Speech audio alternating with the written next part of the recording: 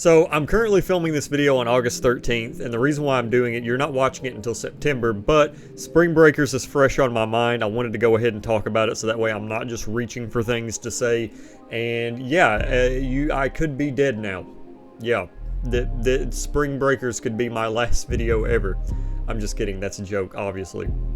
I hope Spring Breakers is not my last video ever, but that'd be a hell of a last video to end on.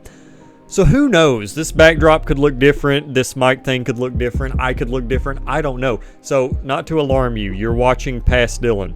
And welcome to another Korine in whatever month, which this is Korine in September. We're going to be talking about Spring Breakers.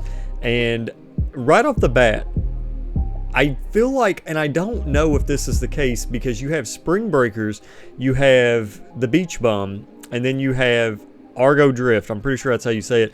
And what is that? Is that like Korine's beach trilogy? Is that like his Miami trilogy? I don't know. It's very bizarre. It seems like right now, getting into his filmography, everything is set on a beach or like sort of near the beach.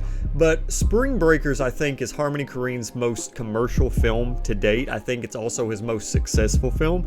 It made, right here, $31.7 million at the box office. I'm not sure on what type of budget. Let me see here real quick. So yeah, it was a $5 million budget, the same as The Beach Bum. So pretty good turnout, And also the cast in this film is insane. There's James Franco, Selena Gomez, Vanessa Hudgens, Ashley Benson, Rachel Korine, and Gucci Mane.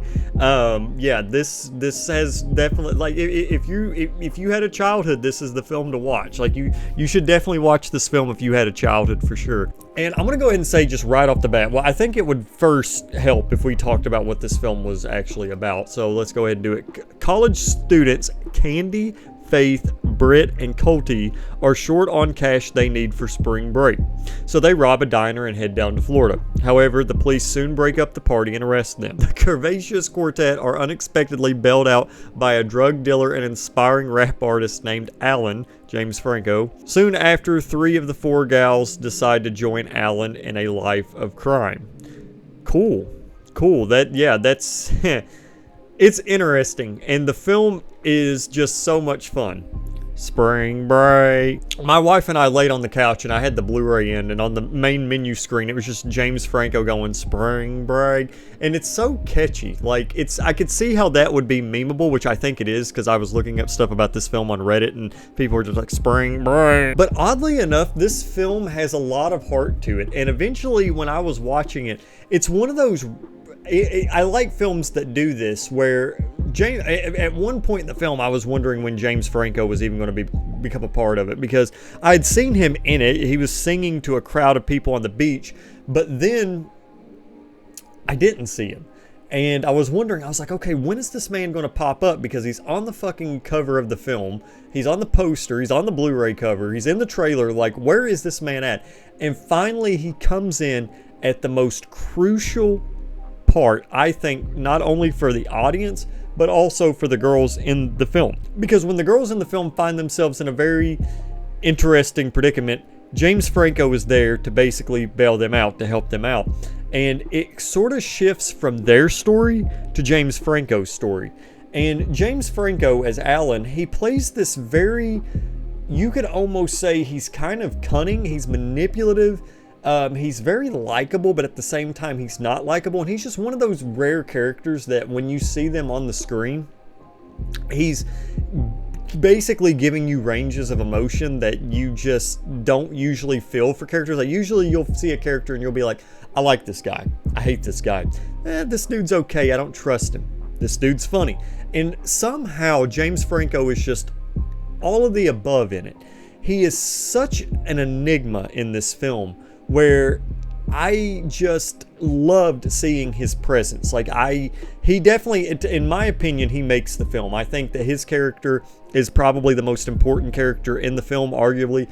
And the film, like Korine's Beach Bum, it takes an interesting shift where I'm starting to figure out what type of director Korine is. For one, very experimental, but he also goes for it. That's one thing that I will say about Korine, is so far he just goes for it. No holes barred. It's like he knows what the story needs, and he's not afraid to go to that place that a lot of people would be scared to go to. And I really appreciate that. And it actually says a lot for a film that basically grossed 5 times its budget.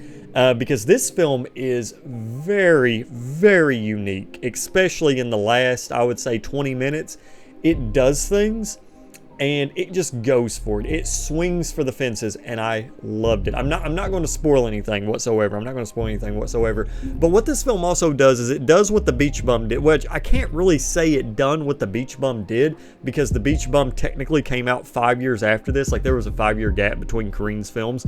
But its cinematography is very similar to The Beach Bum. They both have basically corresponding cinematography, in my opinion, because they're all like handheld. Everything just feels very free flowing. There's also this really, I just got to throw it out there. I know I'm getting completely off topic, but there's a specific scene on the beach where James Franco is playing the piano and the girls are around him, and it's so artsy and it's so weird, but I loved it. Like, I loved every second of it. I thought that Spring Breakers was just such a well executed film.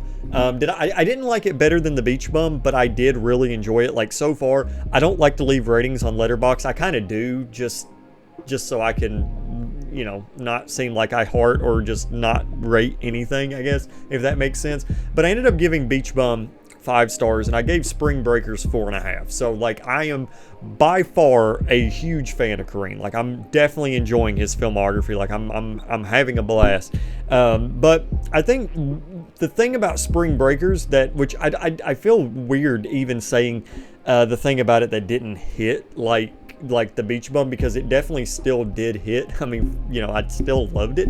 But I think if I had any gripes about the film, it would probably be the execution towards the end, where I am still happy that it went for it, but I don't know, there's just this, I can't really explain it. It might just be one of those me things. It probably is. It's probably just a me thing, so whatever. But I really did appreciate Spring Breakers, and I would highly recommend checking it out if you haven't.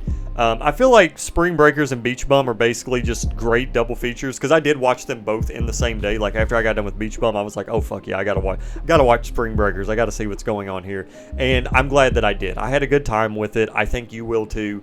It is one of those rare films that just swings for the fences. It seems like it kind of resonated with the audience. It has compared to Korine, it's got a pretty good Rotten Tomato scores. And by the way, the only reason why that I bring up Rotten Tomato scores for films and review scores is because I don't care about them, and you shouldn't either. But I just sort of do it just to kind of give an example of how the director has felt from other people. Like, on IMDb, the film's got a 5.3, and on Rotten Tomatoes, it has a 68% from critics and a 38% from audiences. Yeah, it's a very, very divisive film, I think. But I think it's still amazing. Like, I just think it's a great film. So I would highly recommend checking it out, especially if you like The Beach Bum.